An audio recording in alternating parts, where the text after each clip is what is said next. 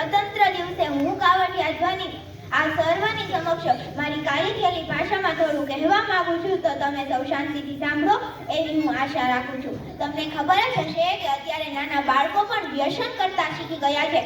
આ ખૂબ ખરાબ છે. તમને આના વિશે હું તમને એક ઉદાહરણ આપું. એક દિવસની વાત હતી. એક દંપતી હતા. તેમની ઉંમર 45 વર્ષની. હજુ પણ તેમને એક પણ સંતાન ન હતું. તેઓએ માતાજીને પ્રાર્થના કરી અને કહ્યું, હે માતા, જો તમે અમને એક દીકરો આપીશો તો અમે પગપાળા ચાલી અને તમારા દર્શન કરવા આવીશું. થોડો સમય વીત્યા બાદ તેમને ઘેર એક દીકરાનો જન્મ થયો. તેઓ ખૂબ ખુશ હતા. તેઓ પગપાળા ચાલી અને માતાજીના દર્શન કરવા ગયા. તે દીકરાને તેઓ ખૂબ લાડ પ્રેમથી ઉછેરતા હતા. તે જેમ જેમ મોટો થતો ગયો તેમ તે વ્યસન કરતા શીખી ગયો. જ્યારે આ તેના કાકા કાકીને ખબર પડી ત્યારે તેના કાકા કાકીએ તેને વઢ્યું અને કહ્યું, દીકરા, વ્યસન ન કરાય, તે ખૂબ ખરાબ છે. પણ એ દીકરો એકનો બે ન થયો અને તો પણ તે તો વ્યસન કરતો જ રહ્યો. જ્યારે આ તેના માતા પિતાને ખબર પડી ત્યારે પોતાના દીકરાને નહીં, તેના કાકા કાકીને વઢ્યું અને કહ્યું, તમારે મારા દીકરાને કંઈ નહીં કહેવાનું, એને અમારે ખૂબ લાડ પ્રેમથી ઉછેરવાનો છે. એ અમારો એકનો એક દીકરો છે. એટલે માતા પિતા તો તેને કંઈ ન કહી શક્યા, કાકા કાકી તો તેને કંઈ ન કહી શક્યા. જેમ જેમ દીકરો મોટો થતો ગયો તેમ તેમ તેનું વ્યસન વધતું ગયું. માતા પિતા ચિંતિત થયા અને તેઓએ વિચાર્યું કે જો આપણે આપણા દીકરાના લગ્ન કરાવી દેશું તો કદાચથી આ વ્યસન ઓછું કરી નાખશે. એટલા માટે તે દીકરાના લગ્ન કરાવ્યા. તો પણ તે તો વ્યસન મૂકતો જ ન હતો.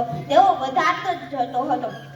થોડા સમય વીત્યા બાદ તેને કેન્સર રોગ થયો અને લોહીની ઉલટીઓ થવા લાગી. તેને અસંખ્ય પીડા થતી હતી. આ તે માતા પિતા જોઈ ન શક્યા. તેઓએ ફરી માતાજીને પ્રાર્થના કરી અને કહ્યું, હે માતા, જો તમે અમારા દીકરાને લઈ લેશો તો અમે પગપાળા ચાલી અને તમારા દર્શન કરવા આવીશું. આ વાર્તામાંથી એ શીખ મળે છે કે જ્યારે એક માતા પિતાએ પોતાના દીકરાના જન્મ માટે પ્રાર્થના કરી હતી, એ જ માતા પિતાએ આજે પોતાના દીકરાના મરણ માટે પ્રાર્થના કરી છે. એટલા માટે જ કહેવાય છે કે વ્યસન ન કરવું જોઈએ, તે ખૂબ ખરાબ છે. આની સાથોસાથ આપણે પર્યાવરણ પણ ખૂબ જ જરૂરી છે. તમને ખબર જ હશે કે એક નાનો ચોકલેટનો કાગળ પણ જો આમ તેમ પડી જાય ને તો તે પર્યાવરણને ઘણું બધું નુકસાન કરી શકે છે. એટલા માટે આપણે કચરો આમ તેમ નહીં પણ તેને ડસ્ટબિનમાં જ નાખવો જોઈએ. વૃક્ષો પણ ન કાપવા જોઈએ. ઘણા દેશોમાં તો એવી પ્રથાઓ છે, એક સંતાનનો જન્મ થાય ત્યારે એક વૃક્ષ વાવવામાં આવે છે. આપણે પણ કંઈક એવું વિચારવું જોઈએ ને એવું કરવું જોઈએ. તમને આના ઉપરથી એક ઉદાહરણ આપું. તમને ખબર જ હશે કે તમારા માતા પિતાએ એટલે કે તમારા દાદા દાદીએ પાણી નદી, તળાવ, સરોવરમાં જોયું હતું ને આપણા પપ્પાએ એ જ પાણીને નળમાં જોયું ને આપણે અત્યારે એ જ પાણીને બોટલમાં જોઈએ છીએ. તો તમે વિચારી શકો છો કે ચોથી પેઢીનું શું થશે. તમે વિચારી શકો છો કે ચોથી પેઢીનું શું થશે. એટલા માટે આપણે આ પર્યાવરણને પણ ખૂબ જાળવીને રાખવું જોઈએ. આની સાથોસાથ ખેડૂત અને ખેતી પણ ખૂબ જરૂરી છે. તેને પણ સમાજમાં માન મળવું જોઈએ.